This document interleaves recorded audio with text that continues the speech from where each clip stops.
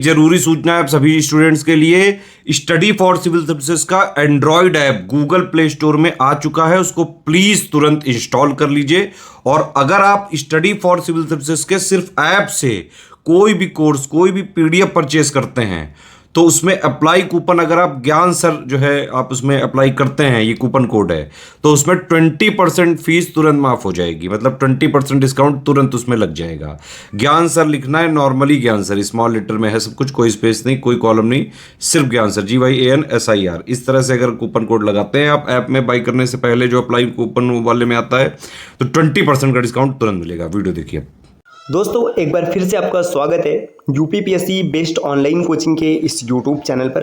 Friends, आज की इस वीडियो में हम लोग साइंस में बायोलॉजी के कुछ इंपॉर्टेंट तथ्यों का डिस्कशन करेंगे जो कि अलग अलग प्रकार के एग्जाम्स में आए हुए हैं प्रश्न हैं। तो चलिए स्टार्ट करते हैं आज के इस इंटरेस्टिंग सेशन को। इससे पहले आप वीडियो को लाइक ज़रूर कर दीजिएगा और चैनल पर अगर पहली बार विजिट किए तो सब्सक्राइब करना ना भूलिएगा। फ्रेंड्स, अगर आप टीम के पेड कोर्सेज से जुड़ना चाहते हैं पीसीएस के कंप्लीट प्रिपरेशन के लिए, तो इन दिए गए किसी भी नंबर पे कॉल या व्हाट्सएप करके आप टीम के पेड कोर्स से जुड़ने की प्रक्रिया समझ सकते हैं। इसके अतिरिक्त ज्ञान सर का व्हाट्सएप नंबर है, आप यहाँ से व्हाट्सएप के माध्यम से भी जानकारी प्राप्त कर सकते हैं। चलिए बढ़ते हैं आगे अपने क्लास की ओर। देखिए यहाँ पर सबसे पहला पॉइंट दिया है ओनेरियोलॉजी। ये किसका अध्ययन है? तो जो ओनेरियोलॉजी होता है ये ड्रीम्स का अध्ययन होता है, स्टडी ऑफ ड्रीम, मतलब सपने का अध्ययन। जो स्टडी ऑफ ड्रीम्स होता है इसको ओनेरियोलॉजी का नाम दिया जाता है, ओनेरियोलॉजी, है ना।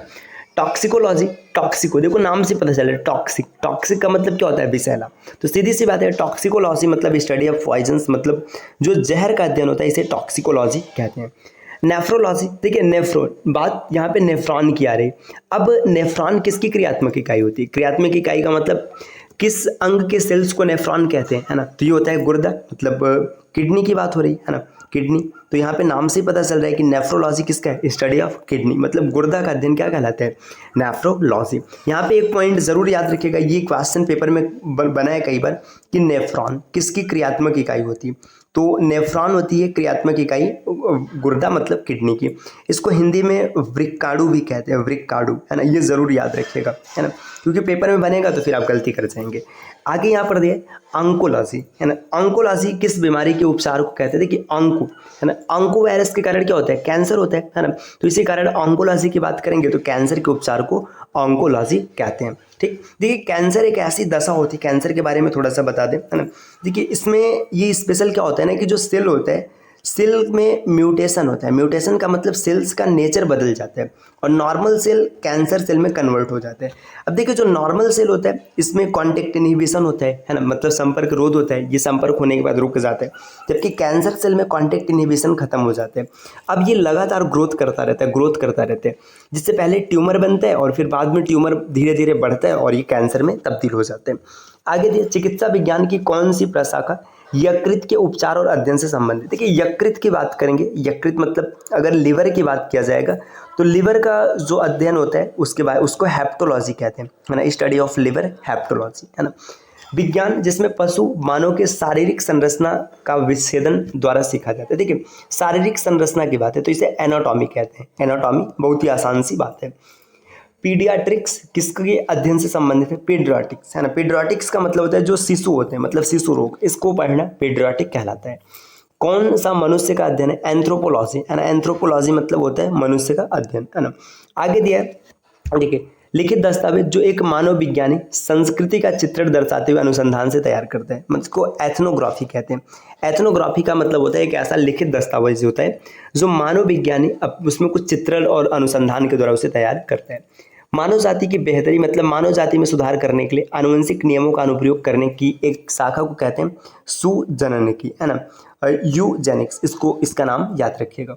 आगे दिया शरीर विज्ञान एवं चिकित्सा की वह कौन सी शाखा है जो पुरुषों के विशिष्ट रोगों और स्थितियों से संबंधित? देखिए यहाँ पे बात हो रही है पुरुष के रोगों के, मतलब ह्यूमंस की बात नहीं हो रही। ह्यूमंस जब बोलेंगे ना उसमें मेल फीमेल दोनों आ जाएगा। यहाँ पर स्पेशल मेल की बात हो रही है ना। तो मेल का जब बात करेंगे तो इसको एंड्रोलॉजी कहा जाता है। आगे दिया शरीर के आंतरिक अंगों का परीक्षण किस उपकरण के द्वारा होता है? एंडोस्कोप, है ना। एंडोस्कोप होता है जिसमें शरीर के आंतरिक अंगों का परीक्षण किया जाता है। आपने देखा होगा कोई विशेष गंभीर रोग होते हैं, जैसे मान के चलिए किसी व्यक्ति के लिवर से संबंधित रोग है ना, तो वहाँ पे एंडोस्कोपी की जाती है। एंडोस्कोपी में क्या होता है? एंडोस्कोप उपकरण के द्वारा शरीर के अंतः अंगों का चित्र प्राप्त किया जाता है। राइनोस्कोप की जांच करने का एक उपकरण, देखिए राइनोस्कोप है ना, राइनोस्कोप ये एक तरीके से जब भी राइनो वर्ड आएगा ना तो ये बात नाक की करता है, तो राइनोस्कोप नाक की जांच करने का एक उपकरण होता है। का प्रयोग चिकित्सक रोगियों की जांच करने में होता है। देखिए यहाँ पे चिकित्सक जो है रोगियों की जांच करने में, अब कई उपकरण हो सकते हैं, अब जो विकल्प वहाँ पे रहा होगा, यहाँ पे स्टेथोस्कोप था, है ना।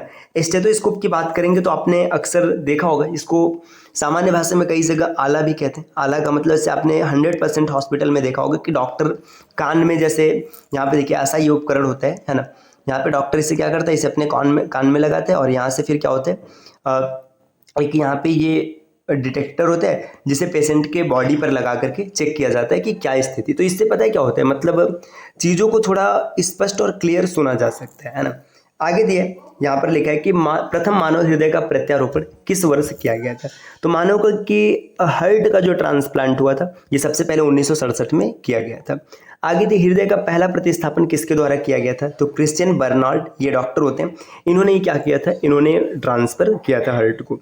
दिया प्रथम एंटीबायोटिक की खोज किसने की। एंटीबायोटिक की खोज की थी अलेक्जेंडर फ्लेमिंग ने, है ना, और इसका नाम था पेनिसिलिन। ये नाम भी याद रखिएगा, पेनिसिलिन। तो ये क्वेश्चन ऐसे भी बन सकता है कि पेनिसिलिन की खोज किसने किया था, तो अलेक्जेंडर फ्लेमिंग ने किया था। और ये पेनिसिलिन इन्होंने प्राप्त कहाँ से किया था, तो ये कवक से प्राप्त किया था।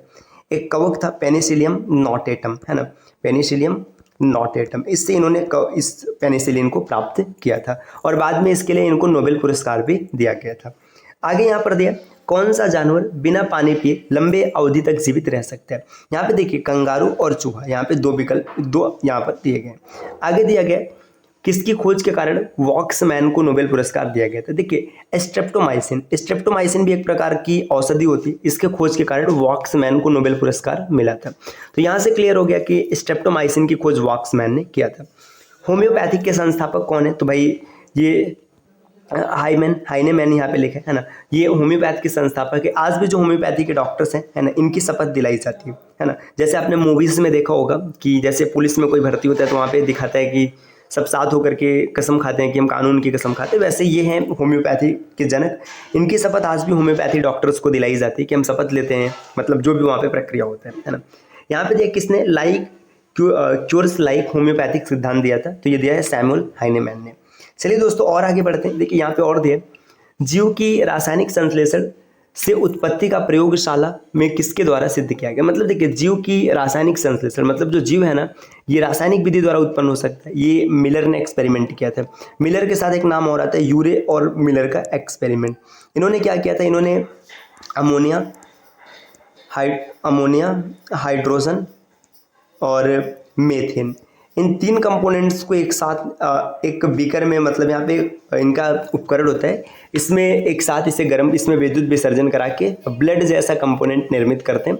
तो यहाँ पे यही सिद्धांत का जिक्र किया गया। प्रतिरक्षण तकनीकी का विकास किसने किया, एडवर्ड जेनर ने। टीका मतलब वैक्सीन का आविष्कार किसने किया, तो वैक्सीन का आविष्कार सबसे पहले एडवर्ड जेनर ने किया था। दोस्तों वैक्सीन के बारे में थोड़ा सा तथ्य आपको जान लेना चाहिए। जो वैक्सीन होता है ना, वैक्सीन कुछ और नहीं होता है, बल्कि जो भी संक्रामक होता है उसका निर्जीव मतलब रूप होता है, तरल फॉर्मेट में रखा जाता है जिसे लगाया जाता है। तो वो निर्जीव होता है, जब हमारे शरीर में प्रविष्ट होता है तो हमारी इम्यूनिटी उसे पहचान लेती है और उसके खिलाफ प्रतिरक्षा उत्पन्न कर लेती है ना। तो ये वैक्सीन होता है। लुई पास्चर ने किसकी खोज की थी, तो रैबिस रोधी टीका, मतलब लुई पास्चर ने रैबिस के टीके का आविष्कार किया था, याद रखना है ना। चेचक के लिए टीका किसने प्रदान किया, एडवर्ड जेनर ने चेचक का टीका दिया था। ओरल पोलियो वैक्सीन मतलब जो पोलियो की ड्रॉप पिलाई जाती है, ये सॉबिन के द्वारा विकसित किया गया है। पोलियो वैक्सीन की खोज किसके द्वारा किया गया, जोनास सॉल्क, मतलब वैक्सीन सबसे पहले सॉल्क ने बनाया था और ओरल की बात करेंगे तो सॉबिन ने डेवलप किया है। रक्त समूह ब्लड ग्रुप की खोज किसने की, लैंड स्टीनर ने। लैंड स्टीनर ने बताया था कि मनुष्यों में एंटीजन और एंटीबॉडी के आधार पर 4 प्रकार के ब्लड होते हैं, ए बी ए बी और ब्लड ग्रुप ओ, है ना। इसमें ओ सर्वदाता होता है और ए बी सर्वग्राही होता है। आगे दिया इंसुलिन की खोज के लिए किसको नोबेल पुरस्कार से सम्मानित किया गया, फ्रेडरिक बैटिंग। इन्होंने इंसुलिन की खोज की थी जिसके लिए इनको नोबेल पुरस्कार दिया गया। देखिए इंसुलिन अग्न्याशय से स्रावित होने वाला एक विशेष प्रकार का रसायन होता है, अग्न्याशय, है ना, पैंक्रियास। ये मनुष्य के शरीर में ग्लूकोज के लेवल को कंट्रोल करता है, अर्थात इंसुलिन का सीधा सीधा संबंध है डायबिटीज मतलब शुगर से। सुश्रुत को के रूप में जाना जाता है। सुश्रुत जो है भारतीय शल्य चिकित्सा, मतलब जो सर्जरी आज के समय में की जाती है, इसे इन्हें सर्जरी का जनक कहा जाता है। आगे दिया, सर जगदीश चंद्र बोस ने पौधों में वृद्धि को मापने के लिए किस उपकरण का प्रयोग किया है? कैस्कोग्राफ, है ना, कैस्कोग्राफ, इससे पौधों की वृद्धि मापी जाती है। नेक्स्ट दिया है, कौन सा एक विशिष्ट प्रकार का दूध है जो दूध पिलाने वाली माता में उत्पन्न होता है और यह मानव में नवजात शिशु में प्रतिरक्षा विकसित करने के लिए अनिवार्य है? कोलास्ट्रम, है ना, कोलास्ट्रम एक विशेष केमिकल है जो नवजात शिशुओं के लिए अत्यंत आवश्यक हो जाए। कौन सा एक जल संक्रामक रोग है? पीलिया, पीलिया जल संक्रामक रोग है ना। यहाँ पे दिया है ईईजी, है ना, ईईजी की बात करेंगे, इलेक्ट्रोएन्सेफेलोग्राम, किसकी निगरानी में प्रयोग किया जाता है? तो देखिए ईईजी की अगर बात करेंगे तो ये ब्रेन के लिए किया जाता है, यहाँ पर विकल्प नहीं दिया है, आप याद रखिएगा, मस्तिष्क, है ना, मस्तिष्क। जैसे आपने ईसीजी सुना होगा, ईसीजी हार्ट के लिए किया जाता है ना, ऐसे ईईजी ये मस्तिष्क के लिए प्रयोग किया जाता है। आगे यहाँ पर दिया मानव शरीर में होता है तो 70% पानी, बात सही है ना। जीवन की मूलभूत इकाई कोशिका, ये सबने पढ़ा होगा, सेल, है ना। सेल्स की बात करेंगे, सेल्स की खोज किसने किया था? आप कमेंट करके जरूर बताइएगा। कौन सा कोशिकांग पादप कोशिकाओं में पाया जाता है किंतु जंतुओं में नहीं पाया जाता? क्लोरोप्लास्ट, इसे हिंदी में हरित लवक कहते हैं और इसी के कारण पौधों की पत्तियां हरे रंग की होती है ना। यहाँ पर आगे दिए, कोशिका का जीवित अंश जीव द्रव्य कहलाता है, यह किससे बना होता है? तो जो जीव द्रव्य, कोशिका द्रव्य, केंद्रक द्रव्य और कुछ कोशिकांगों से मिलकर बना है, इसे जीव द्रव्य कहते हैं। जीव द्रव्य की खोज डुजार्डिन नामक वैज्ञानिक ने किया था, ये भी याद रखना है। आगे यहाँ पर बढ़ते हैं, है ना। सॉरी, माफ कीजिएगा दोस्तों, इन्होंने मतलब नाम दिया था, 1 मिनट रुकिएगा। देखिए डुजार्डिन और हक्सले दो नाम आते हैं, इसको थोड़ा सा गूगल कर लीजिएगा, यहाँ पे कंफर्म नहीं हो पा रहे हैं, है ना। एक ने खोज किया, एक ने नाम दिया। आगे दिया 80% से अधिक कोशिका में पाया जाता है जल, है ना। नेक्स्ट दिया बिना किन कोशिकाओं में नाभिक नहीं होता है? तो आरबीसी, आरबीसी मतलब रेड ब्लड कैप्सूल्स की बात करेंगे तो उनमें न्यूक्लियस नहीं होता है।